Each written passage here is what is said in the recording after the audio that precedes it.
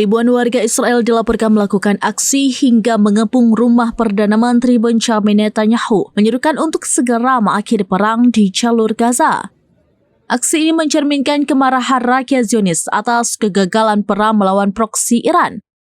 Dikutip dari The Times of Israel, demo berlangsung menjelang perjalanan Netanyahu menuju Gedung Putih untuk membahas gencatan senjata dengan Amerika Serikat.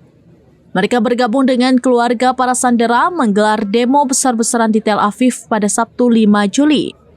Dilaporkan situasi di sekitar rumah Perdana Menteri Benjamin Netanyahu kian memanas. Massa menuntut pemerintah segera menyepakati perjanjian untuk membebaskan semua tawanan yang tersisa di Gaza. Dikabarkan sekitar 50 sandera masih berada di Gaza dengan 28 diantaranya telah meninggal dunia.